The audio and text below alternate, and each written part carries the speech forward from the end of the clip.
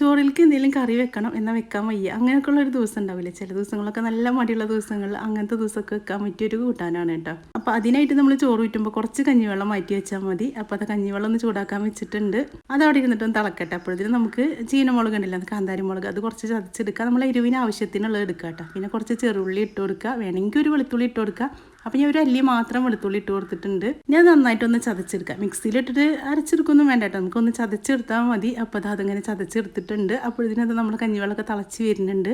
അപ്പോൾ അത് അതിലേക്ക് ഇട്ട് കൊടുക്കുക. ഈ കഞ്ഞിവെള്ളം നന്നായി കിടന്ന് തിളക്കട്ടെ. അപ്പോൾ ഈ ഒരു കറി ഉണ്ടെങ്കിൽ നമുക്ക് വേറെ ഒന്നിൻ്റെ ആവശ്യമില്ല കേട്ടോ. ചോറ് എത്ര വേണമെങ്കിലും കഴിക്കാം, നല്ലൊരു കറിയാണല്ലോ. അപ്പോൾ അത് നമ്മൾ ഉപ്പിട്ട് കൊടുത്തിട്ടുണ്ട്. അപ്പോൾ മുരിങ്ങയിലേക്ക് ആവശ്യമുള്ള ഉപ്പാണ് ഇട്ട് കൊടുത്തേക്കുന്നത്. ഇനി നമുക്ക് കഴുകി വാര വെച്ച മുരിങ്ങയിലയും കൂടി ഇട്ട് കൊടുക്കുക. അപ്പോൾ മുരിങ്ങയില വിരിഞ്ഞ് ഞാൻ കഴുകി വാര വെച്ചിട്ടുണ്ടായിരുന്നു കേട്ടോ മുന്നേ തന്നെ. മുരിങ്ങയിലൊക്കെ നമുക്ക് ഇതുപോലെ വിരിഞ്ഞ് ഫ്രിഡ്ജിലൊക്കെ വെച്ച് 2-3 ദിവസമൊക്കെ കേട് വരാതിരിക്കാറുണ്ട്. അപ്പോൾ അങ്ങനെയൊക്കെ നമുക്ക് പെട്ടെന്നൊരു കറി ഉണ്ടാക്കണമെങ്കിൽ 2 ഇല ഇട്ട് കൊടുത്താൽ മതി, കൂടുതലായിട്ട് ഇലകളൊന്നും വേണ്ട. പിന്നെ നമുക്ക് ചീനമുളകിൻ്റെ പകരം വേണമെങ്കിൽ ഉണക്കമുളകും കുത്തിയിട്ട് കൊടുക്കുക കേട്ടോ. ഇപ്പോൾ ദാ മുരിങ്ങയിലൊക്കെ വെന്ത് വന്നിട്ടുണ്ട്. നന്നായി തിളച്ചാൽ തന്നെ മുരിങ്ങയില വേവുമല്ലോ. അപ്പോൾ നിങ്ങൾക്ക് എൻ്റെ ചാനൽ ഇഷ്ടപ്പെടുകയാണെങ്കിൽ ഒന്ന് സബ്സ്ക്രൈബ് ചെയ്തോളൂ. നിങ്ങൾക്ക് എളുപ്പമുള്ള ഇതുപോലത്തെ കറികളായിട്ടാണ് ഞാൻ വരിക. ഇനി ഇതാ പച്ച വെളിച്ചെണ്ണയും കൂടി ഒഴിച്ചിട്ട് നമുക്കത് വാങ്ങി വെക്കാം.